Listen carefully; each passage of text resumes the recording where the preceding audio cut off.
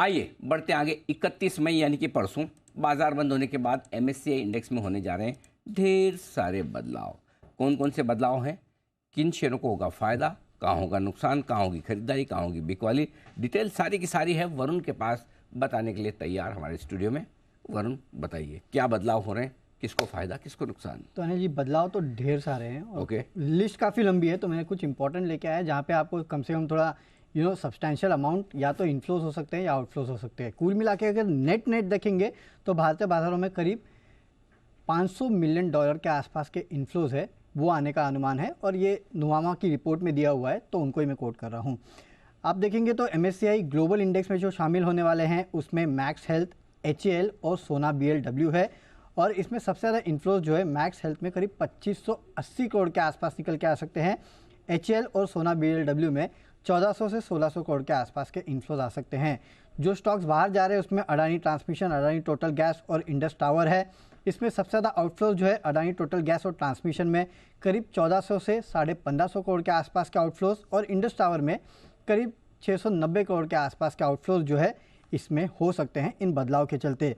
अब काफ़ी सारे वेटेज भी चेंज हो रहे हैं और वेटेज चेंज में सबसे बड़ा इम्पैक्ट अगर कहीं होगा तो कोटक बैंक पे होने वाला है, क्योंकि यहाँ वेटेज जो बढ़ाया गया है उसके चलते कोटक बैंक में करीब 6500 करोड़ के आसपास के इन्फ्लोज जो है वो आने का अनुमान लगाया जा रहा है।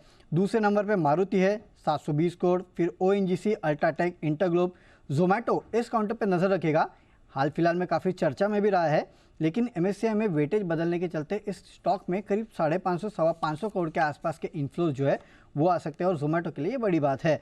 जिन काउंटर्स में आउटफ्लोज होंगे यानी कि वेटेज कम हुआ है उसमें रिलायंस है सबसे आगे 1250 crore, Infosys, ICICI bank, HDFC और JSW स्टील जो है इनमें थोड़े बहुत वेटेज घटे हैं, तो थोड़ा बहुत आउटफ्लो आपको देखने मिलेगा। स्मॉल कैप में अगर आप देखेंगे तो RVNL, अनुपम रसायन, NMDC है जहाँ पे 27 से 40 करोड़ के आसपास के इन्फ्लोज आ सकते हैं। लिस्ट काफ़ी लंबी है, कुछ चुनिंदा स्टॉक्स में आपको बता रहा हूँ। आउटफ्लोज के लिहाज से अगर आप देखेंगे तो पॉलीकैब 132 करोड़ का आउटफ्लो और जिलेट है जहाँ पे 36 करोड़ का है। इसके अलावा काफ़ी मार्जिनल आउटफ्लोज है जो आपको देखने मिल सकते हैं।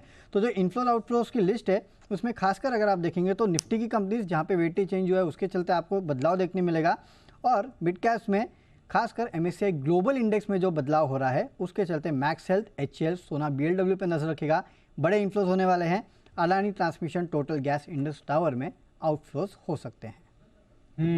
तो काफी ज्यादा बदलाव, बहुत सारे बदलाव है, काफी सारे हाँ काफी सारे। लिस्ट बहुत लंबी थी तो मैं इसके मैंने कुछ सिलेक्ट करके लेके आया कि आई मीन जो नोटेबल है उन पे आप नजर रखेगा और 31 मई के एंडिंग से होगा ये। 31 मई के एंडिंग क्लोजिंग से तो वेडनेसडे का दिन काफी एक्टिव रह सकता है इन सारे काउंटर्स के लिए।